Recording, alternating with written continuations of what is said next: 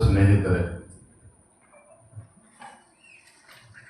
ಕಳೆದ 3-4 ದಿನಗಳು ದೆಹಲಿಯಲ್ಲೇ ಇದ್ದು ನಮ್ಮ ಪಕ್ಷದ ಎಲ್ಲ ಹಿರಿಯ ನಾಯಕರನ್ನ, ರಾಷ್ಟ್ರೀಯ ನಾಯಕರನ್ನ ಭೇಟಿ ಮಾಡಿ ನಿನ್ನೆ ರಾತ್ರಿ ದೆಹಲಿಯಿಂದ ನೇರವಾಗಿ ಮಂಗಳೂರಿಗೆ ಬಂದು ಇವತ್ತು ಮುಂಜಾನೆ ಶ್ರೀ ಕ್ಷೇತ್ರ ಧರ್ಮಸ್ಥಳ ಮಂಜುನಾಥೇಶ್ವರನ ಸನ್ನಿಧಿಯಲ್ಲಿ ಪ್ರಾರ್ಥನೆಯನ್ನು ಸಲ್ಲಿಸಿ ನಮ್ಮೆಲ್ಲ ಶಾಸಕರು, ಸಂಸದರು, ಪಕ್ಷದ ಅಧ್ಯಕ್ಷರು ಎಲ್ಲ ಹಿರಿಯ ಕಾರ್ಯಕರ್ತರ ಜೊತೆ ದರ್ಶನವನ್ನು ಪಡೆದುಕೊಂಡು ನಿಮ್ಮೊಟ್ಟಿಗೆ ನಾನು ಇದ್ದೇನೆ. ನಾನು ಭಗವಂತನಲ್ಲಿ ಪ್ರಾರ್ಥನೆಯನ್ನ ಸಲ್ಲಿಸಿದ್ದೇನೆ. ಮಂಜುನಾಥೇಶ್ವರನ ಸನ್ನಿಧಿಯಲ್ಲಿ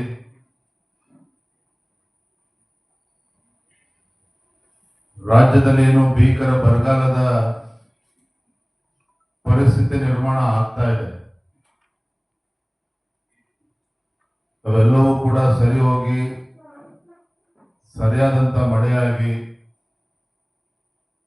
ಈ ನಾಡಿನ ರೈತರ ಬದುಕನ್ನ ಹಸನಾಗಬೇಕು, ರೈತ ಬೆಳೆದಂತ ಬೆಳೆಗೆ ಒಂದು ವೈಜ್ಞಾನಿಕ ಬೆಲೆ ಸಿಗಬೇಕು, ಒಳ್ಳೆ ದಿನಗಳು ಬರಲಿ ಅಂತೇಳಿ ಪ್ರಾರ್ಥನೆಯನ್ನು ಸಲ್ಲಿಸಿದ್ದೇನೆ. ಅದರ ಜೊತೆಗೆ ಮುಂದೆ ಕರ್ನಾಟಕ ರಾಜ್ಯದಲ್ಲಿ ಮತ್ತೊಮ್ಮೆ ಯಾವಾಗ ವಿಧಾನಸಭಾ ಚುನಾವಣೆ ಆದರೂ ಸಹ ಕರ್ನಾಟಕ ರಾಜ್ಯದಲ್ಲಿ ಮತ್ತೊಮ್ಮೆ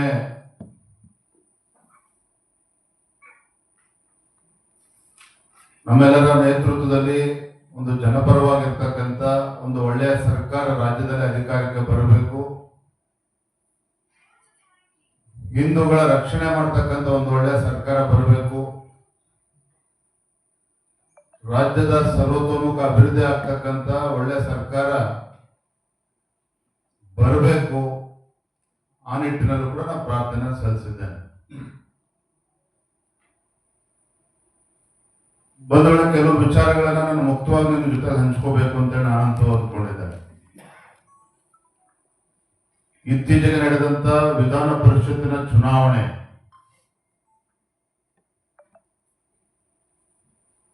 ನಮ್ಮ ಇಬ್ಬರು ಅಭ್ಯರ್ಥಿಗಳು, ಲಿಂಗರಾಜ್ ಪಾಟೀಲ್ ಒಬ್ಬ ಪಕ್ಷದ ಹಿರಿಯ ಕಾರ್ಯಕರ್ತ, 37-38 ವರ್ಷಗಳ ಕಾಲ ಸತತವಾಗಿ ಸಂಘಟನೆಯ ವಿವಿಧ ಹುದ್ದೆಗಳನ್ನು ತೆಗೆದುಕೊಂಡು, ಜವಾಬ್ದಾರಿಯನ್ನು ತೆಗೆದುಕೊಂಡು ದುಡಿದಂತ ಲಿಂಗರಾಜ್ ಪಾಟೀಲ್ ಅವರನ್ನು ಅಭ್ಯರ್ಥಿಯಾಗಿ ಮಾಡಿದ್ವಿ.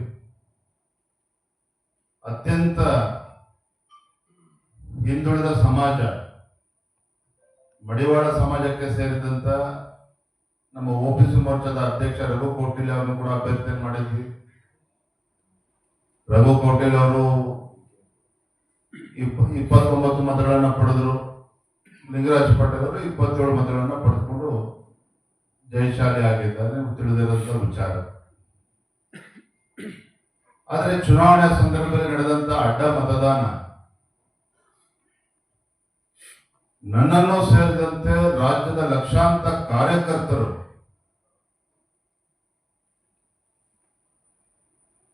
ಬಹಳ ನೋವನ್ನ ವ್ಯಕ್ತಪಡಿಸಿದ್ದಾರೆ, ಬಹಳ ನೋವನ್ನ ಅನುಭವಿಸಿದ್ದಾರೆ. ಬಿಜೆಪಿಯ ನಮ್ಮ ಶಾಸಕರುಗಳಾದಂತ ಅಡ್ಡ ಮತದಾನ ಬೇರೆ ಬೇರೆ ಚರ್ಚೆಗಳನ್ನು ಕೂಡ ರಾಜ್ಯಾದ್ಯಂತ ಹುಟ್ಟಾಕಿರ್ತಕ್ಕಂಥದ್ದು ಕೂಡ ನಾನು ಗಮನಿಸ್ತಾ ಇದ್ದೇನೆ. ಹಾಗಾಗಿ ಅವತ್ತು ನಾನು ಚುನಾವಣೆ ಫಲಿತಾಂಶದ ಮಾರನೇ ದಿನ ನನ್ನ ಮನಸ್ಸು ಕೂಡ ಅಗಾಧವಾದಂತಹ ಘಾಸಿಯಾದಂತಹ ಸಂದರ್ಭದಲ್ಲಿ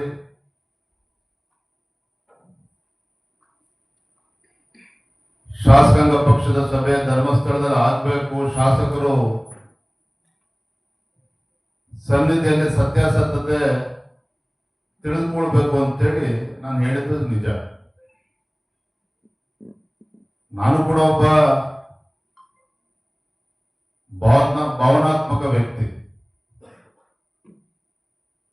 ನನ್ನ ಮನಸ್ಸಿಗೆ ಏನು ತೋಚ್ತೋ ಅದನ್ನು ಹೇಳಿದ್ದೇನೆ.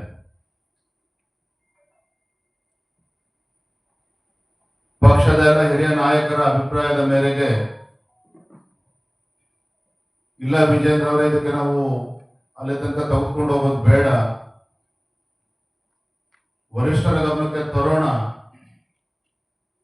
ಇಂದಲ್ಲ ನಾಳೆ ಸತ್ಯ ಏನು ಅಂತ ಹೇಳಿ ಗೊತ್ತಾಗೇ ಆಗ್ತದೆ.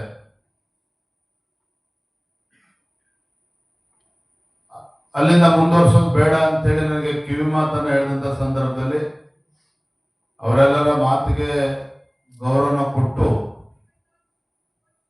ಆದ್ರೂ ಕೂಡ ನಾನು ಈ ಕ್ಷೇತ್ರದ ಒಬ್ಬ ಪರಮ ಭಕ್ತನಾಗಿ ನಾನು ಬಂದು ದೇವರ ದರ್ಶನ ಪಡೆದುಕೊಳ್ಬೇಕು, ಮಂಜುನಾಥೇಶ್ವರ ಪ್ರಾರ್ಥನೆ ಸಲ್ಲಿಸಬೇಕು ಅಂತ ನಾನು ಬಂದಿದ್ದೇನೆ.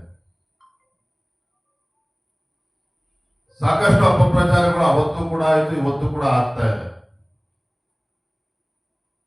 ಒಂದು ಜವಾಬ್ದಾರಿ ಸ್ಥಾನದಲ್ಲಿ ನಿಂತು ನಾನು ಮಾತನಾಡ್ತಾ ಇದ್ದೇನೆ.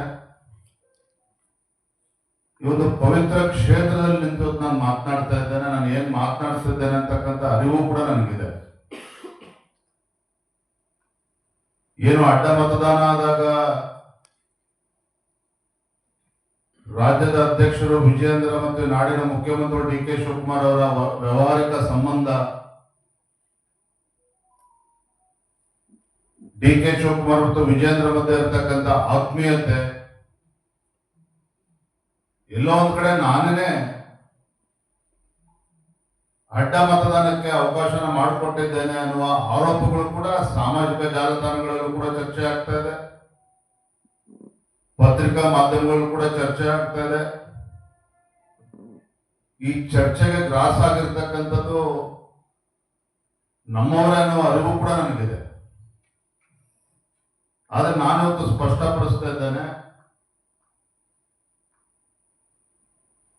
ನಮ್ಮ ಪ್ರಧಾನಮಂತ್ರಿಗಳು ನರೇಂದ್ರ ಮೋದಿಜಿಯವರು, ಅಂದಿನ ರಾಷ್ಟ್ರೀಯ ಅಧ್ಯಕ್ಷರು ಅಮಿತ್ ಶಾಜಿಯವರು ಮತ್ತೆ ಎಲ್ಲ ಹಿರಿಯರ ಒಂದು ಆಶೀರ್ವಾದದಿಂದ ಇಷ್ಟೆಲ್ಲ ಹಿರಿಯರ ನಡುವೆ ಇಂಥ ಜವಾಬ್ದಾರಿ ಕೊಟ್ಟಂತ ಸಂದರ್ಭದಲ್ಲಿ ರಾಜ್ಯದ ಅಧ್ಯಕ್ಷನಾಗಿ ಇಂಥ ಕೀಳು ಮಟ್ಟದ ಕೆಲಸವನ್ನು ಮಾಡತಕ್ಕಂಥ ಪ್ರಶ್ನೆ ಉದ್ಭವ ಆಗುವುದಿಲ್ಲ. ವಿಜೇಂದ್ರ ಮತ್ತೆ ಡಿ ಕೆ ಶಿವಕುಮಾರ್ ಮಧ್ಯೆ ಯಾವುದೇ ರೀತಿಯ ವ್ಯವಹಾರಿಕ ಸಂಬಂಧವೂ ಕೂಡ ಇಲ್ಲ, ಯಾವುದೇ ಒಂದು ಆತ್ಮೀಯತೆಯೂ ಕೂಡ ನಮ್ಮ ಮಧ್ಯೆ ಇಲ್ಲ. ಆ ಒಬ್ಬ ಕೆಪಿಸಿಸಿ ಅಧ್ಯಕ್ಷರಾಗಿ ಏನ್ ಗೌರವ ಕೊಡ್ಬೇಕಿತ್ತು ನಾನು ಕೊಟ್ಟಿದ್ದೇನೆ. ರಾಜ್ಯದ ಮುಖ್ಯಮಂತ್ರಿಗಳಿಗೆ ಏನ್ ಗೌರವ ಕೊಡಬೇಕು ಕೊಡ್ಲೇಬೇಕಾಗ್ತದೆ ಒಬ್ಬ ಶಾಸಕನಾಗಿ. ಅದು ಬಿಟ್ರೆ ನಮ್ಮ ನಡುವೆ ಯಾವುದೇ ಒಂದು ಆತ್ಮೀಯತೆ ವ್ಯವಹಾರಿಕ ಸಂಬಂಧ ಇಲ್ಲ ಅನ್ನೋದನ್ನ ನಾನು ಮತ್ತೆ ಮತ್ತೊಂದು ಸ್ಪಷ್ಟಪಡಿಸ್ತಾ ಇದ್ದೇನೆ. ನಾನು ಭಗವಂತನ ಪ್ರಾರ್ಥನೆ ಕೂಡ ಸಲ್ಲಿಸಿದ್ದೇನೆ. ಯಾರು ಈ ರೀತಿ ಅಪಪ್ರಚಾರನ ಮಾಡ್ತಾ ಇದ್ದಾರೆ ಆ ಭಗವಂತ ಒಳ್ಳೇದ್ ಮಾಡ್ಲಿ ಅನ್ನೋ ಪ್ರಾರ್ಥನೆ ಕೂಡ ನಾನು ಸಲ್ಲಿಸಿದ್ದೇನೆ.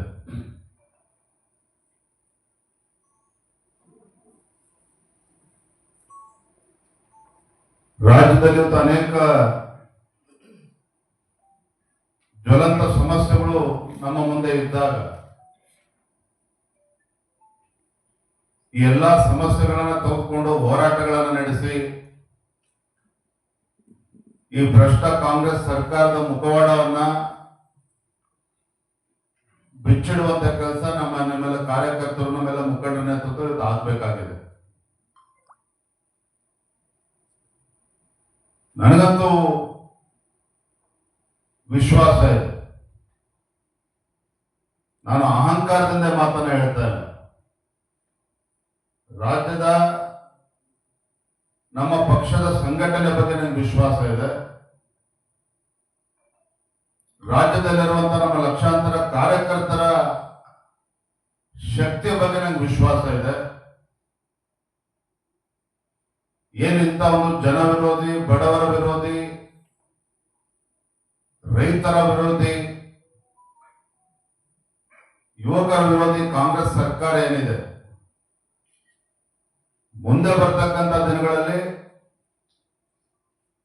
ಇಂಥ ದುಷ್ಟ ಕಾಂಗ್ರೆಸ್ ಸರ್ಕಾರವನ್ನ ಬುಡ ಸಮೇತ ಕಿತ್ತಾಕುವಂತ ಕೆಲಸ ನಮ್ಮೆಲ್ಲರ ಕಾರ್ಯಕರ್ತರ ಶ್ರಮದಿಂದ ನಾವು ಮಾಡ್ತೇವೆ ಅನ್ನೋ ಸಂಪೂರ್ಣವಾಗಿರ್ತಕ್ಕಂಥ ವಿಶ್ವಾಸ ನನಗಿದೆ.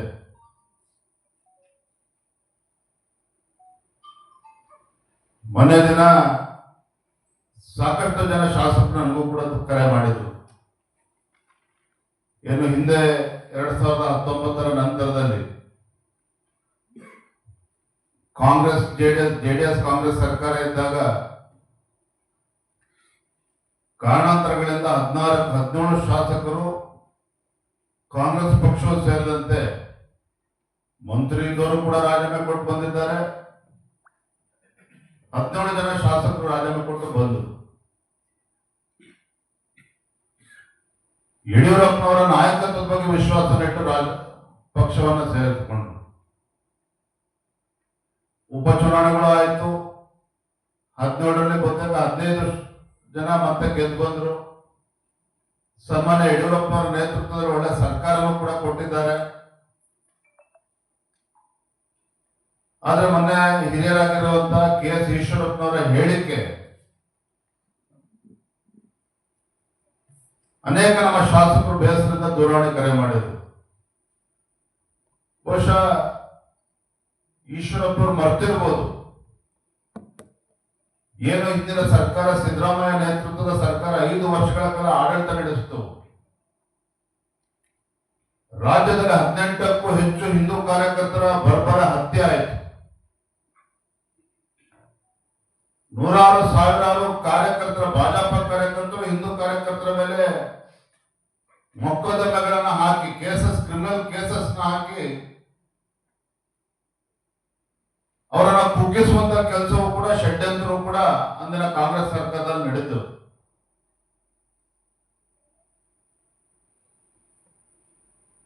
ಆದ್ರೆ ಅಂತ ಸಂದರ್ಭದಲ್ಲಿ ಆ 17 ಜನ ಶಾಸಕರು, ಇವತ್ತು ಕೆಲವರು ಕಾಂಗ್ರೆಸ್ ಇರ್ಬೋದಿಲ್ಲ ಅಂತಲ್ಲ, ಆದರೆ ಅವತ್ತು ನಮ್ಮ ಜೊತೆ ಕೈ ಜೋಡಿಸ್ತಕ್ಕಂಥ ಪರಿಣಾಮವಾಗಿ ಒಳ್ಳೆ ಆಡಳಿತನೂ ಕೂಡ ನಮ್ಮ ಭಾಜಪ ಸರ್ಕಾರ ಕೊಡೋದಕ್ಕೆ ಸಾಧ್ಯ ಆಯಿತು.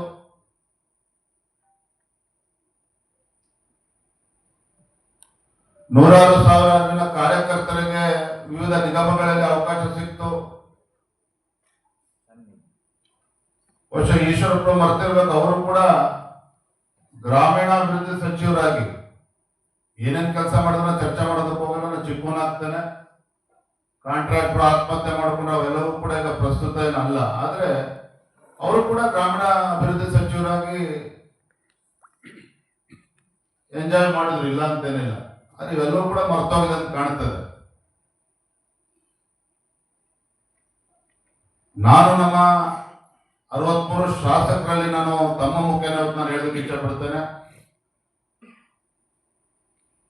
ಕಾಂಗ್ರೆಸ್ ಪಕ್ಷ ಏನು ಅಡ್ಡ ಮತದಾನದಲ್ಲಿ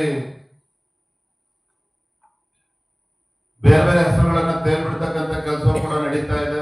ಅದರಿಂದ ನಮ್ಮ ಶಾಸಕರುಗಳು ಕೂಡ ಬೇಸರ ಆಗಿದ್ದಾರೆ. ಅಷ್ಟೇ ಅಲ್ಲ, ಶಾಸಕಗಳ ಕ್ಷೇತ್ರದಲ್ಲಿ ನಮ್ಮ ಶಾಸಕರನ್ನು ಕೂಡ ಅನುಮಾನ ಮಾಡಿಬಿಡ್ತಕ್ಕಂಥ ಸಂದರ್ಭ ಕೂಡ ಸೃಷ್ಟಿಯಾಗಿದೆ. ನಿನ್ನೆ ಹರಿಹರದ BP ಹರೀಶ್ ಅವರ ಮಾತುಗಳನ್ನು ಕೂಡ ಕೇಳ್ತಾ ಇದ್ದೆ. ನಮ್ಮ ಬಗ್ಗೆನೇ ನಮ್ಗೆ ಅನುಮಾನ ಪಡ್ತಕ್ಕಂಥ ಪರಿಸ್ಥಿತಿ ನಿರ್ಮಾಣ ಆಗಿರ್ತಕ್ಕಂಥದ್ದು ಸತ್ಯ. ಯಾರಿವತ್ತು ಪಕ್ಷಕ್ಕೆ ದ್ರೋಹ ಬಗೆಯುವಂತ ಕೆಲಸ ಮಾಡಿದ್ದಾರೆ, ಖಂಡಿತ ನಮ್ಮ ಪಕ್ಷದ ವರಿಷ್ಠರು ಎಲ್ಲವನ್ನು ಕೂಡ ಗಮನಿಸ್ತಾ ಇದ್ದಾರೆ. ಸತ್ಯ ಹಿಂದೆಲ್ಲ ನಾಳೆ ಹೊರಗೆ ಬರಲೇಬೇಕಾಗ್ತದೆ, ಬಂದೇ ಬರ್ತದೆ.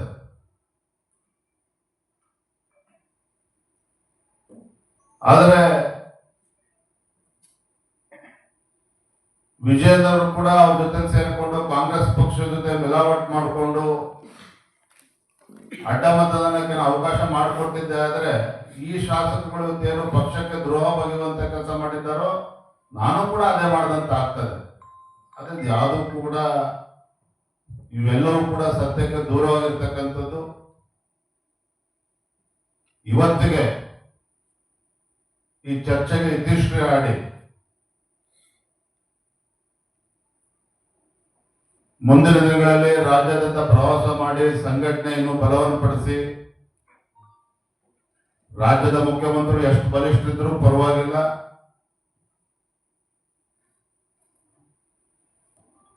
ಅವರ ಆರ್ಭಟ ಮತ್ತೊಂದು ಏನೇ ಇದ್ರೂ ಕೂಡ ನನಗೆ ಸಂಪೂರ್ಣ ವಿಶ್ವಾಸ ಇದೆ. ಮುಂದಿನ ದಿನಗಳಲ್ಲಿ ಮತ್ತೊಮ್ಮೆ ರಾಜ್ಯದಲ್ಲಿ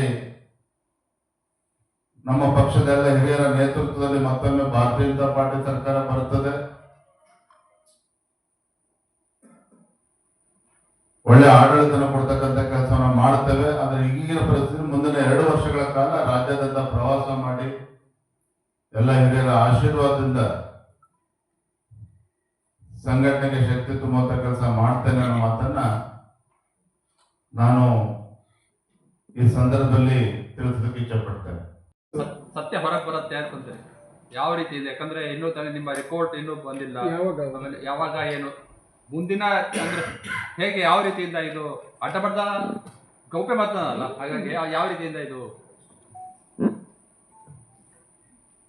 ಒಂದಂತೂ ಏನೇ ಗೌಪ್ಯ ಮತದಾನ ಆದರೂ ಕೂಡ ಇವತ್ತಲ್ಲ ನಾಳೆ ಸತ್ಯ ಗೊತ್ತಾಗೇ ಆಗ್ತದೆ. ಕೇಂದ್ರದಲ್ಲಿ ನಮ್ಮದೇ ಸರ್ಕಾರ ಇದೆ. ಎಲ್ಲ ಮಾಹಿತಿಗಳನ್ನು ಅವರು ಕೂಡ ತೆಗೆದುಕೊಳ್ತಾ ಇದ್ದಾರೆ. ಯಾರ ಪಕ್ಷಕ್ಕೆ ದ್ರೋಹ ಬಗೆಯುವಂತ ಕೆಲಸ ಮಾಡಿದ್ದಾರೆ ಅದು ಇಲ್ಲಿಗೆ ಬಿಡೋದಕ್ಕೆ ಸಾಧ್ಯ ಇಲ್ಲ. ವರಿಷ್ಠರು ಕೂಡ ಬಹಳ ಗಂಭೀರ ತೆಗೆದುಕೊಂಡಿದ್ದಾರೆ. ಮಾತನಾಡ್ತೇನೆ, ಯಾಕಂದ್ರೆ ನಾನು ಸಿಟಿ ರವಿ ಜೊತೆ ಮಾತಾಡಕ್ ಸಾಧ್ಯ ಆಗಿಲ್ಲ. ಇದು ಬೆಂಗಳೂರು ತಲುಪಿದ ಮೇಲೆ ಪ್ರವೀಣ್ ಅವ್ರ ಜೊತೆ ಕೂಡ ಮಾತಾಡ್ತೇನೆ. ಸಿಟಿ ರವಿ ಅವರು ಸತ್ಯಶೋಧನಾ ಸಮಿತಿ ಅಧ್ಯಕ್ಷರಾಗಿದ್ದರು. ಅವರು ಒಂದು ಪ್ರಾಥಮಿಕ ವರದಿಯನ್ನು ಕೊಡ್ತೀನಿ ಅಂತ ಹೇಳಿದ್ರು. ಆ ವರದಿಯನ್ನು ಕೊಟ್ಟಾಗಿದೆ. ನಾನು ಹೇಳಿದಲ್ಲ, ನಾನು ಕಳೆದ 3-4 ದಿನ ದೆಹಲಿಯಲ್ಲಿದ್ದಂತ ಕಾರಣ ನನಗೆ ಯಾವುದೇ ವರದಿನ ಕಳಿಸಿಲ್ಲ. ನಾನು ಇವತ್ತು ಮಾತನಾಡ್ತೇನೆ. ಇನ್ನೊಂದು, ಇವತ್ತು ನಿನ್ನೆ ಎಸ್.ಟಿ. ಸೋಮಶೇಖರ್ ಅವರು ಒಂದು ಸ್ಟೇಟ್ಮೆಂಟ್ ಕೊಡ್ತಾರೆ. ಈ ಅಡ್ಡ ಮತದಾನಕ್ಕೆ ಒಂದು ವಿಜಯೇಂದ್ರ ಅವರು ಹಾಗೇನೆ ಅಶೋಕ್ ಅವರ ಕಾರಣ. ಅವ್ರು ಫಸ್ಟ್ ಹೋಗ್ಕೊಂಡು ಧರ್ಮಸ್ಥಳಕ್ಕೆ ಹೋಗಿ ಆಣೆ ಪ್ರಮಾಣ ಮಾಡಿ. ಇನ್ನೊಂದು, ಇದೆಲ್ಲ ಏನ್ ಗೊಂದಲ ಇದೆ, ಇದಕ್ಕೆ ಶೋಭಾ ಕರಂದ್ಲಾಜೆ ಅವರು ನೇರ ಕಾರಣ ಅಂತ ಹೇಳಿದ್ದಾರೆ. ಎಸ್.ಟಿ. ಸೋಮಶೇಖರ್ ಅವರು ನಮ್ಮ ಪಕ್ಷದ 3 ಶಾಸಕರ ಜೊತೆ ಸಂಪರ್ಕದಲ್ಲಿದ್ದರು ಅನ್ನೋ ಮಾಹಿತಿ ನಮಗೆ ಸಿಕ್ಕಿದೆ. ಹಾಗಾಗಿ ಅವ್ರನ್ನ ಪ್ರೊಟೆಕ್ಟ್ ಮಾಡ್ತಕ್ಕಂಥ ಪ್ರಯತ್ನ, ಈ ರೀತಿ ಉಡಾಫೆ ಮಾತುಗಳನ್ನ ಆಡೋ ಮೂಲಕ ಆ ಪ್ರಯತ್ನ ಮಾಡ್ತಾ ಇದ್ದಾರೆ. ಬರುವಂತ ದಿನಗಳಲ್ಲಿ ಗೊತ್ತಾಗ್ತದೆ ಆ ವಿಚಾರ. ಸರಿ, ಇದು ಮಾಜಿ ಸಿಎಂ ಇವರು ಡಿ.ವಿ. ಸದಾನಂದ ಗೌಡರು ಅವರು ಈ ಹಿಂದೆ ಕೂಡ ಹೇಳಿದ್ರು, 2-3 ಸಲ ಹೇಳಿದರು. ನಾನಂದರೆ ಈ ಮೊದಲು ನಾನು ಪಕ್ಷದ ಇವರಿಗೆ ನಾಯಕರಿಗೆ ಗಮನಕ್ಕೆ ತಂದಿದ್ದೆ, ಈ ಥರ ಸಂಪರ್ಕದಲ್ಲಿದ್ದಾರೆ ಅಂತೇಳಿ. ಆದರೂ ಯಾರೂ ಕ್ರಮ ಕೈಗೊಳ್ಳಲಿಲ್ಲ ಅಂತೇಳಿ ಅವರು ಹೇಳಿದರು. ಡಿ.ವಿ. ಸದಾನಂದ ಗೌಡರು ಅಡ್ಡ ಮತದಾನ ಅಂದರೆ ಮತದಾನ ಆದಮೇಲೆ ಮಾರದಿನ ನನಗೂ ಕೂಡ ದೂರವಾಣಿ ಕರೆ ಮಾಡಿದ್ರು. ನಾನು ನಿಮಗೆ ಅಧ್ಯಕ್ಷ, ನಿಮಗೆ ರೀಚ್ ಆಗ್ತಕ್ಕಂಥ ಪ್ರಯತ್ನ ಮಾಡಿದೆ, ನೀವು ಫೋನ್ ಸಿಗಲಿಲ್ಲ. ಆದರೆ ನಿಮ್ಮ ಪ್ರಧಾನ ಕಾರ್ಯದರ್ಶಿ ನಾನು ದೂರವಾಣಿ ಕರೆ ಮಾಡಿ ಮಾಹಿತಿಯನ್ನು ಕೊಟ್ಟಿದ್ದೆ ಅನ್ನೋ ಮಾತನ್ನು ಹೇಳಿದ್ದಾರೆ. ನನಗನ್ನಿಸ್ತದೆ ನಮ್ಮ ಪಕ್ಷದ ಹಿರಿಯ ನಾಯಕರು, ಮಾಜಿ ಮುಖ್ಯಮಂತ್ರಿಗಳು ಆ ಮಾತನ್ನು ಹೇಳಿದಾಗ ನಮ್ಮ ಪ್ರಧಾನ ಕಾರ್ಯದರ್ಶಿ ಕೂಡ ನಾನು ದೂರವಾಣಿ ಕರೆ ಮಾಡಿ ಕೇಳಿದೆ. ನಾನು ಅವರು ಹೌದು ಸದಾನಂದ ಗೌಡರು ಫೋನ್ ಮಾಡಿದ್ರು, ಆದರೆ ಸ್ಪೆಸಿಫಿಕ್ ಆಗಿ ಯಾವುದೂ ಮಾಹಿತಿ ಕೊಡಲಿಲ್ಲ. ಇಲ್ಲ ಅಧ್ಯಕ್ಷರು ತಿಳಿಸಿ ಯಾವುದೇ ಕಾರಣಕ್ಕೂ 28 ಗೆಲ್ಲದಕ್ಕೆ ನಮಗೆ 27.65 ವೋಟ್ಗಳು ಬೇಕಿತ್ತು. ಸೊ 28 ಮತಕ್ಕೆ ಸೀಮಿತ ಆಗೋದು ಬೇಡ, ಕನಿಷ್ಠ 29-30 ವೋಟನ್ನ ತೆಗೆದುಕೊಳ್ಳಿ. 28ಕ್ಕೆ ಸೀಮಿತ ಆಗೋದು ಬೇಡ, ರಾಜ್ಯಾಧ್ಯಕ್ಷರ ಗಮನಕ್ಕೆ ತಗೊಬನ್ನಿ. ಕೆಲವು ಶಾಸಕರನ್ನ ಕಾಂಟ್ಯಾಕ್ಟ್ ಮಾಡ್ತಕ್ಕಂಥ ಪ್ರಯತ್ನ ಕಾಂಗ್ರೆಸ್ ಅವರು ಮಾಡ್ತಾ ಇದ್ದಾರೆ. So it was a generalised statement given by DV. Sadananda Gowdaji. ಹಾಗಾಗಿ ನಾನು ಬೆಂಗಳೂರು ಹೋದ್ಮೇಲೆ ಅವ್ರನ್ನೂ ಕೂಡ ಭೇಟಿ ಮಾಡ್ತೇನೆ. ಮಾನ್ಯ ಸಿ.ಟಿ. ರವಿ ಅವ್ರಿಗೆ ಅವರ ಹೇಳಿಕೆಯನ್ನು ನೋಡಿದೆ, ತಕ್ಷಣ ಸಿ.ಟಿ. ರವಿ ಅವ್ರಿಗೂ ಕೂಡ ಹೇಳಿದೆ, ಸದಾನಂದ ಗೌಡರನ್ನು ಕೂಡ ಭೇಟಿ ಮಾಡಿ ಮಾಹಿತಿನ ಪಡೆದುಕೊಳ್ಳಿ ಅಂತ ಕೂಡ ಹೇಳಿದ್ದೇನೆ. ಸದಾನಂದ ಗೌಡರು ಒಳ್ಳೆ ಉದ್ದೇಶದಿಂದ ಹೇಳಿದ್ದಾರೆ, ಅದ್ರ ಬಗ್ಗೆ ನಾನು ಪ್ರಶ್ನೆ ಮಾಡ್ತಾ ಇಲ್ಲ. ಸೊ ಈ ರೀತಿ 18ನೇ ತಾರೀಕು ಮತದಾನ ಇದ್ದಾಗ 2-3 ದಿನಗಳ ಕಾಲ ನಮ್ಗೆ ಈ ರೀತಿ ಮಾಹಿತಿಗಳು ಬರ್ತಾನೆ ಇತ್ತು.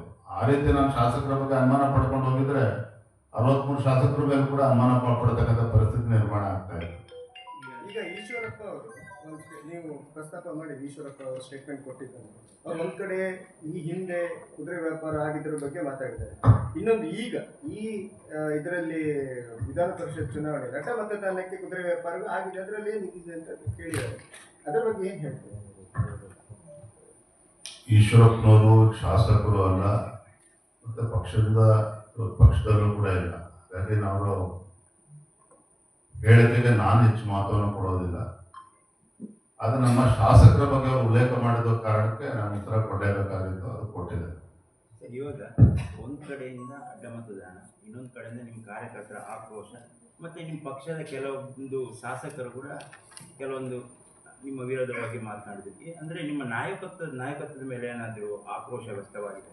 ಅಂದರೆ ಒಂದೊಂದು ಕಡೆ ಸೋಮಣ್ಣ ಬರಬೇಕು, ಅರವಿಂದ್ ಲಿಂಬಾವಳಿ ಇವ್ರದ್ದು ಅರವಿಂದ್ ಬೆಳ್ಳದ ಹೆಸರು ಕೂಡ ಕೇಳಿ ಬರ್ತಾ ಇದೆ ಸರ್. ನನ್ನ ಟೈಮ್ ಚೆನ್ನಾಗಿದೆ ಅಷ್ಟೇ ಹೇಳ್ಬೋದು. ಅಲ್ಲ, ನೀವೊಂದು ಹೇಳಿದ್ರಿ ನಮ್ಮವರೇ ಈ ಅಪಪ್ರಚಾರ ಎಲ್ಲ ಆಗಲಿಕ್ಕೆ ವಿಡಿಯೋ ಮತ್ತು ಸೋಷಿಯಲ್ ಮೀಡಿಯಾದಲ್ಲಿ ನಮ್ಮವರೇ ಕಾರಣ ಅಂತ ಹೇಳಿದ್ರಿ. ಇಲ್ಲ, ನಮ್ಮ ನಾನು ಕಳೆದ 2.25 ವರ್ಷ ನಾನು ಕೂಡ ಗಮನಿಸ್ತಾ ಇದ್ದೇನೆ.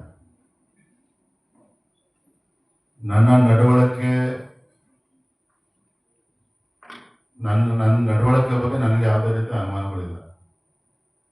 ಹಿರಿಯರನ್ನ ವಿಶ್ವಾಸಕ್ಕೆ ತೆಗೆದುಕೊಂಡು ಹೋಗೋದಿಲ್ಲ ಅಂತ ಹೇಳಿದ್ರೆ ನಾನು unfit to be a party president.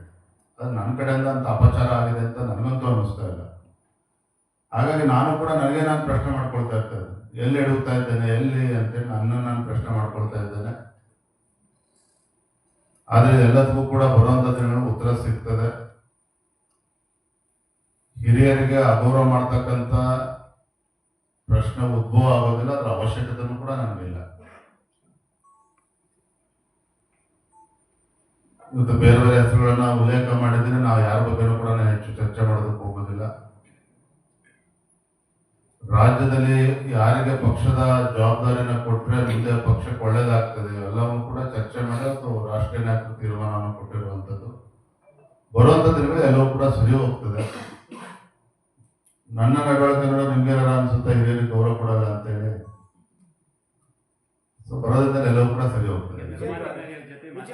ಆಣೆ ಪ್ರಮಾಣದ ಬಗ್ಗೆ ಅಥವಾ ಯಾವುದು ಕೂಡ ಚರ್ಚೆ ಈಗ ನಿಮ್ಗೆ ಇದರಲ್ಲಿ ಅಡ್ಡ ಮತದಾನ ಆಗಿದ್ರ ಬಗ್ಗೆ ಈಗ ಚರ್ಚೆಗಳಾಗ್ತಾ ಇದೆ. ಇದರಲ್ಲಿ ಡಿ.ಕೆ. ಶಿವಕುಮಾರ್ ಅವರ ಪಾತ್ರ ಬಗ್ಗೆನೂ ಆರೋಪಗಳು ಕೇಳಿ ಬರ್ತಾ ಇದೆ. ನಿಮ್ಗೆ ಏನ್ ಅನ್ಸುತ್ತೆ, ಇದರಲ್ಲಿ ಅಡ್ಡ ಮತದಾನದಲ್ಲಿ ಅವರ ಪಾತ್ರ ಇದೆಯಾ ಅಥವಾ ಕುದುರೆ ವ್ಯಾಪಾರ ಏನಾದರೂ ಆಗಿದೆಯಾ? ನನ್ನ ಬಗ್ಗೆ ಏನು ಅನುಮಾನಗಳು ಹುಟ್ಟಾಕಿದ್ರು ಅದ್ರ ಬಗ್ಗೆ ಸ್ಪಷ್ಟನೆ ನೀಡಿದ್ದೇನೆ. ಡಿ.ಕೆ. ಶಿವಕುಮಾರ್ ಅವ್ರ ಪಾತ್ರ ಇದೆಯಾ ಇಲ್ವಾ? ನಮ್ಮ ಶಾಸಕರು ಯಾರು ಕೂಡ ವಾಲಂಟಿಯರ್ ಆಗಿ ಹೋಗಂತ ವೋಟ್ ಮಾಡೋದಕ್ಕೆ ಸಾಧ್ಯ ಇಲ್ಲ. ಯಾರ್ಯಾರ ಪ್ರಯತ್ನ, ಯಾರ್ಯಾರ ಷಡ್ಯಂತ್ರಗಳಿತ್ತು ಎಲ್ಲವೂ ಕೂಡ ಗೊತ್ತಾಗ್ತದೆ. ಈಗ 2 ವರ್ಷದಲ್ಲಿ ಎಲೆಕ್ಷನ್ ಬರ್ತಾ ಇದೆ. ಈಗ ಏನಾದ್ರು ನಿಮಗೆ ಮುಂದೆ CM ಸ್ಥಾನಕ್ಕೆ ಹೋಗಬಾರ್ದು ಅಂತ ಹೇಳಿ ಎಲ್ಲ ರಾಜ್ಯಾಧ್ಯಕ್ಷ ಸ್ಥಾನದಲ್ಲಿ ಕಂಟಿನ್ಯೂ ಆದರೆ CM ಸ್ಥಾನ ತಪ್ಪಿಸೋದಕ್ಕೆ ಅಂದರೆ ಈ ಟೈಪ್ ಏನಾದರೂ ನಿಮ್ಮ ಪಕ್ಷದಲ್ಲೇ ಈ ರೀತಿ ನಡೀತಾ ಇದೆ ಹೇಗೆ? ರಾಷ್ಟ್ರೀಯ ನಾಯಕರ ಸಮ್ಮುಖದಲ್ಲೇನೆ ರಾಜ್ಯ ನಾಯಕರ ಇದ್ದಂಥ ಸಂದರ್ಭದಲ್ಲಿ ನಾನು ಸ್ಪಷ್ಟವಾಗಿ ತಿಳಿಸಿದ್ದೇನೆ, ನನ್ನನ್ನು ನೀವು ಅಧ್ಯಕ್ಷ ಮಾಡಿರ್ತಕ್ಕಂಥದ್ದು ಪಕ್ಷ ಸಂಘಟನೆ ಬಲಪಡಿಸಿ ಅಂತೇಳಿ, ರಾಜ್ಯದ ಮುಖ್ಯಮಂತ್ರಿ ಆಗಬೇಕು ಅಂತಲ್ಲ. ನಮ್ಮ ಹಿರಿಯರು ಆ ಮಾನಸಿಕ ಸ್ಥಿತಿಯಿಂದ ಹೊರಗೆ ಬರಬೇಕು. And we have to work as a team and I am confident that will come back to power with absolute majority ಅನ್ನೋದನ್ನ ರಾಷ್ಟ್ರೀಯ ನಾಯಕರ ಸಮ್ಮುಖದಲ್ಲಿ, ರಾಜ್ಯ ನಾಯಕರ ಸಮ್ಮುಖದಲ್ಲಿ ಹೇಳಿದ್ದೇನೆ. ಈಗ ಕೆಲವು ಶಾಸಕರು ಆತ್ಮಸಾಕ್ಷಿಯ ವಿಚಾರವನ್ನು ಹೇಳಿದರು. ಯಾವಾಗ ಮತದಾನ ಮಾಡ್ಕೊಂಡು ಬಂದ್ರೆ ಕೆಲವು ಮತದಾನಕ್ಕೆ ಹೋಗ್ಬೇಕಾದ್ರೆ ಆತ್ಮಸಾಕ್ಷಿಯ ವಿಚಾರವನ್ನು ಹೇಳಿದರು. ಇನ್ನು ಕೆಲವರು ಅದರ ನಂತರ ಅನುದಾನ ಕೊಟ್ಟಿದ್ದಾರೆ ಅನ್ನೋದ್ರ ಬಗ್ಗೆನೂ ಹೇಳಿದರು. ಕೆಲವು ಅನುದಾನಗಳು ನಮಗೆ ಬಂದಿದೆ ಅಂತ. ಇವರ ಮೇಲೆ ಹೆಚ್ಚಿನ ಫೋಕಸ್ ಇರುತ್ತೆ, ಯಾಕಂದ್ರೆ ಅಡ್ಡದ ಮತದಾನ ಇವರೇ ಮಾಡಿದ್ದಾರೆ ಅಂತ ಏನಾದರೂ ನಿಮ್ಗೆ ಅನುಮಾನ ಇದೆಯಾ? It's to early to say anything. ಅದು ಎಲ್ಲವೂ ಕೂಡ ಹೀಗೆ ಗೌಪ್ಯವಾಗಿ ಇರ್ತದೆ ಅನ್ನೋ ಭ್ರಮೆನಲ್ಲಿ ಅವುಗಳು ಏನಾರು ಇರ್ತದೆ, ಅದು ಅಸಾಧ್ಯ. ಗೊತ್ತಾಗೇ ಆಗ್ತದೆ, ವಿಷಯ ಗೊತ್ತಾಗ್ತದೆ ಯಾರ್ಯಾರು. ಫಲಿತಾಂಶದ ಮಾರನೇ ದಿನ ಧರ್ಮಸ್ಥಳದ ಹೆಸರು ತೆಗೆದಿರೋದ್ರಿಂದ ಏನಾದರೂ ತಪ್ಪು ಕಾಣಿಕೆ ಹಾಕುವಂಥದ್ದು ಏನಾದರೂ ಮಾಡಿದ್ರೆ ಇವತ್ತು? ನಾನು ಯಾವುದೇ ತಪ್ಪನ್ನ ಮಾಡಿಲ್ಲ. ಪ್ರಮಾಣ ವಚನ ತೆಗೆದುಕೊಳ್ಬೇಕಾದ್ರೆ ಏನ್ ಮಾಡ್ತಾರೆ, ಭಗವಂತನ ಹೆಸರಿನಲ್ಲಿ ನಾನು ಅಂತೇಳಿ ಪ್ರಮಾಣ ವಚನ ತೆಗೆದುಕೊಳ್ತಾರೆ. ಆದ್ರೆ ಹಿರಿಯರು ನನಗೆ ಸಲಹೆಯನ್ನು ಕೊಟ್ಟಂತ ಸಂದರ್ಭದಲ್ಲಿ ಶಾಸಕಾಂಗ ಪಕ್ಷ ಸಭೆ ನಡೆಸಬೇಕು ಅಂತ ಅನ್ಕೊಂಡಿದ್ದೆ, ಅಲ್ಲಿಗೆ ಕೈ ಬಿಟ್ಟಿದ್ದೇವೆ.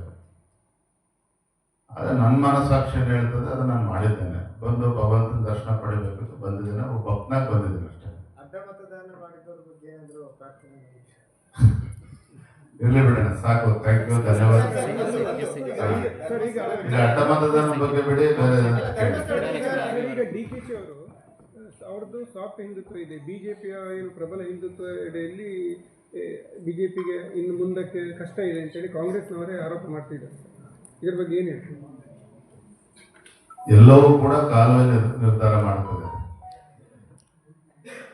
ಡಿ ಕೆ ಶಿವಕುಮಾರ್ ಅವರ ವಿಶೇಷತೆ ಏನಪ್ಪಾ ಅಂತ ಹೇಳಿದ್ರೆ, ನಮ್ಮ ರಾಜೇಶ್ ನಾಯ್ಕರ ಹತ್ರ ಬಂದು ಅವ್ರ ಮನೆಗೆ ಬಂದ್ರೆ ಡಿ ಕೆ ಶಿವಕುಮಾರ್ ನಮ್ಮವ್ರೆ ಅಂತೇಳಿ ರಾಜೇಶ್ ನಾಯ್ಕರಿಗೂ ಅನಿಸ್ತದೆ. ಬ್ರಿಜೇಶ್ ಚೌಟ್ರ ಮನೆಗೆ ಬಂದ್ರೆ ನಮ್ಮವ್ರೆ ಅಂತೇಳಿ ಅವ್ರಿಗೂ ಅನಿಸ್ತದೆ. ಅಂತ ಒಂದು ಬಹುಮುಖ ಪ್ರತಿಭೆಗಳು ಇರ್ತಕ್ಕಂಥ ಮುಖ್ಯಮಂತ್ರಿಗಳು ಈ ರಾಜ್ಯದಲ್ಲಿ ಇದ್ದಾರೆ. ಸಮಯ ಬಂದಾಗ ರಾಜ್ಯದ ಜನ ಉತ್ತರವನ್ನು ಕೊಡ್ತಾರೆ. ಇಂಥ ಪರಿಸ್ಥಿತಿ ಎದುರಾಗಿತ್ತ ಸರ್ ನಿಮಗೆ? ಅಂದ್ರೆ ನಿಮಗೆ ಈ ಆರೋಪಗಳು ಬರ್ತಾ ಇರೋದ್ರಿಂದ ಸುಮಾರು ವರ್ಷದಿಂದ ನಿಮ್ಮಿಬ್ಬರ ಮಧ್ಯೆ ವ್ಯಾವಹಾರಿಕ ಸಂಬಂಧ ಪ್ರಶ್ನೆ ರೀ. ನಾನು ಅದಕ್ಕೆ ಎಲ್ಲವನ್ನು ಕೂಡ ಈ ಪವಿತ್ರ ಕ್ಷೇತ್ರದಲ್ಲಿ ಶ್ರೀ ಕ್ಷೇತ್ರದಲ್ಲಿ ತಮ್ಮ ಮುಂದೆ ನಮ್ಮ ಕಾರ್ಯಕರ್ತರಿಗೆ ಸತ್ಯವನ್ನು ಬಿಚ್ಚಿಡುವಂತ ಕೆಲಸ ನಾನು ಮಾಡಿದ್ದೇನೆ. ಹೇಳಿದ್ನಲ್ಲ, ಇವತ್ತು ಅಡ್ಡ ಮತದಾನ ಮಾಡಿರ್ತಕ್ಕಂಥ ಶಾಸಕರು ಎಷ್ಟು ಅಪರಾಧ ಮಾಡಿದ್ರೆ ನಾನು ಆ ರೀತಿ ಏನಾದ್ರು ಅಡ್ಜಸ್ಟ್ಮೆಂಟ್ ಪಾಲಿಟಿಕ್ಸ್ ಮಾಡ್ಕೊಂಡು ನಂದು ಅಷ್ಟೇ ಅಪರಾಧ ಆಗ್ತದೆ. ಅದಕ್ಕೆ ಅವಕಾಶ ಕೊಡುವಂತ ಪ್ರಶ್ನೆನೇ ಇಲ್ಲ. ನನ್ನ ಬಗ್ಗೆ ನನಗೆ ಸ್ಪಷ್ಟತೆ ಇದೆ, ನನ್ನ ಸಂಘಟನೆ ಬಗ್ಗೆ ವಿಶ್ವಾಸ ಇದೆ, ನಮ್ಮ ಕಾರ್ಯಕರ್ತರ ಬಗ್ಗೆ ವಿಶ್ವಾಸ ಇದೆ. ಮುಂದೆಲ್ಲವೂ ಕೂಡ ಒಳ್ಳೇದಾಗ್ತದೆ. ಸುನೀಲ್ ಕುಮಾರ್ ಅವರು ಇಲ್ಲ, ಸುನೀಲ್ ಕುಮಾರ್ ಅವ್ರು ನಾನೇ ದೂರವಾಣಿ ಕರೆ ಮಾಡಿದೆ. ಅವ್ರ ಕಮಿಟಿ ಮೀಟಿಂಗ್ ಇತ್ತು, ಹಾಗೆ ಬರೋಕ್ಕೆ ಸಾಧ್ಯ ಆಗಿಲ್ಲ. ಜನ ಯಾರಿಗೂ ಇಷ್ಟು ಪ್ರಶ್ನೆ ಇಲ್ಲ ನಿಮ್ಮ ಥ್ಯಾಂಕ್ ಯು. ಇದರಲ್ಲಿ ಈಗ ಬಿಡದಿ ಈಗ ಬಹಳ ಡಿಸ್ಕಷನ್ ಆಗ್ತಾ ಇದೆ. ಈಗ ಕುಮಾರಸ್ವಾಮಿ ಅವರು ಅಲ್ಲಿಗೆ ಬಂದು ಬಿಡದಿಗೆ ಅಲ್ಲಿ ಮಾಡಿ ಡಿಸ್ಕಷನ್ ಮಾಡೋಣ, ಫಾರ್ಮರ್ಸ್ ಜೊತೆ ರೈತರ ಜೊತೆ ನಾವು ಮಾಡೋಣ ಅಂತ. ಈಗ ನಿಮ್ಮ ಪಾರ್ಟಿ ನಿಲುವು ಏನು ಇದ್ರೆ ಈ ಬಿಡದಿ ಟೌನ್ಶಿಪ್ ವಿಚಾರವಾಗಿ? ಮೊನ್ನೆ ದೆಹಲಿನಲ್ಲಿ ನಾನು ವಿಪಕ್ಷ ನಾಯಕರು ಆರ್ ಅಶೋಕ್ ಅವರು ಪ್ರಮುಖರೊಂದಿಗೆ ಚರ್ಚೆ ಮಾಡಿದ್ದೇವೆ. ಬಿಡದಿ ವಿಚಾರದಲ್ಲಿ ರೈತರನ್ನ ಒಕ್ಕಲೆಬ್ಬಿಸುವಂತ ಕೆಲಸ ಮಾಡೋದಕ್ಕೆ ಏನು ಸರ್ಕಾರ ಹೊರಟಿದೆ. ಅದಕ್ಕೆ ಭಾರತೀಯ ಜನತಾ ಪಾರ್ಟಿ ನಾವು ಕೂಡ ಅವಕಾಶನ ಕೊಡೋದಿಲ್ಲ. ಆ ಭಾಗದ ರೈತರ ಪರವಾಗಿ ನಾವು ಕೂಡ ಹೋರಾಟವನ್ನು ಕೈಗೆತ್ತಿಕೊಳ್ತೇವೆ. ನಾಳೆ ದಿನ ಬೆಂಗಳೂರಿನಲ್ಲಿ ಅದನ್ನು ಘೋಷಣೆ ಮಾಡ್ತೇನೆ. ಮತ್ತೊಂದು ಕಡೆ ಗೃಹಲಕ್ಷ್ಮಿ ಯೋಜನೆಯಲ್ಲಿ ನೂರಾರು ಕೋಟಿ ರೂಪಾಯಿಗಳು ಇವತ್ತು ಅವ್ಯವಹಾರ ಆಗಿರ್ತಕ್ಕಂಥದ್ದು ಮೊನ್ನೆ CAG ರಿಪೋರ್ಟ್ ನಲ್ಲಿ ಕೂಡ ಬಂದಿದೆ. ರಾಜ್ಯ ಮಟ್ಟದಲ್ಲಿ ಗ್ಯಾರಂಟಿ ಅನುಷ್ಠಾನ ಸಮಿತಿ ಅಧ್ಯಕ್ಷರು ಮಾಡಿಕೊಂಡಿದ್ದಾರೆ, ಜಿಲ್ಲಾ ಮಟ್ಟದಲ್ಲಿದ್ದಾರೆ, ಪ್ರತಿ ವಿಧಾನಸಭಾ ಕ್ಷೇತ್ರದಲ್ಲೂ ಕೂಡ ಮಾಡಿಕೊಂಡಿದ್ದಾರೆ. ನೂರಾರು ಕೋಟಿ ರೂಪಾಯಿಗಳು ಅವ್ರಿಗೆ ಸರ್ಕಾರದ ಸಂಬಳವೂ ಕೂಡ ಹೋಗ್ತಾ ಇದೆ, ವ್ಯವಸ್ಥೆಗಳು ಕೊಟ್ಟಿದ್ದಾರೆ. ಇದರ ನಡುವೆನೂ ಕೂಡ CAG ರಿಪೋರ್ಟ್ ಅಲ್ಲಿ ಈ ರೀತಿ ಒಂದು ವರದಿ ಬಂದಿದೆ ಅಂತ ಹೇಳಿದ್ರೆ, ನಾನು ತಮ್ಮ ಮುಖೇನ ರಾಜ್ಯದ ಮುಖ್ಯಮಂತ್ರಿಗಳಿಗೆ ನಾನು ಆಗ್ರಹ ಪಡಿಸ್ತೇನೆ. ಫಸ್ಟ್ ನಿಮ್ಮ ಗ್ಯಾರಂಟಿ ಅಧ್ಯಕ್ಷಗಳನ್ನ ಬರ್ಖಾಸ್ತ್ ಮಾಡಿ. ಸರ್ಕಾರಿ ಇವತ್ತು ಅಧಿಕಾರಿ ಒಬ್ಬರು ಮುಖ್ಯಮಂತ್ರಿಗಳಾಗಿ ಅಧಿಕಾರಿಗಳನ್ನ ವಿಶ್ವಾಸಕ್ಕೆ ತೆಗೆದುಕೊಳ್ಳಿ. ನಿಮ್ಮ ಕಾಂಗ್ರೆಸ್ ಕಾರ್ಯಕರ್ತರ ಮೇಲೆ ವಿಶ್ವಾಸ ಇದೆ, ಅಧಿಕಾರಿಗಳ ಮೇಲೆ ವಿಶ್ವಾಸವಿಲ್ಲ. ಹಾಗಾದ್ರೆ ಮುಖ್ಯಮಂತ್ರಿಗಳಿಗೆ, ನಿಮ್ಮ ಕಾಂಗ್ರೆಸ್ ಪುಡಾರಿಗಳಿಗೆ ಇವತ್ತು ಗ್ಯಾರಂಟಿ ಸಮಿತಿ ಅನುಷ್ಠಾನದ ಅಧ್ಯಕ್ಷರನ್ನ ಮಾಡಿ ಒಂದು ನೂರಾರು ಕೋಟಿ ಹೊಡ್ಕೊಂಡಿದ್ದಾರೆ ಅಂತ ನಿಮ್ಮ ಪಕ್ಷವೇ ಕಾರಣ ಇದಕ್ಕೆ. ಹಾಗಾಗಿ ಗ್ಯಾರಂಟಿ ಅನುಷ್ಠಾನ ಸಮಿತಿ ಅಧ್ಯಕ್ಷರನ್ನ ಮನೆಗೆ ಕಳಿಸಿ ಅಧಿಕಾರಿಗಳನ್ನ ವಿಶ್ವಾಸಕ್ಕೆ ತೆಗೆದುಕೊಂಡು ಅಧಿಕಾರಿಗಳ ಮುಖೇನ ಅನುಷ್ಠಾನ ಮಾಡುವಂತ ಕೆಲಸ ಮಾಡಬೇಕು ಅನ್ನೋ ಆಗ್ರಹವನ್ನ ನಾನು ಮಾಡ್ತಾ ಇದ್ದೇನೆ. SIR ಪ್ರೊಸೆಸ್ ಈಗ 30th ಇಂದ ಸ್ಟಾರ್ಟ್ ಈಗ ಎನ್ಯೂಮರೇಷನ್ ಅದೆಲ್ಲ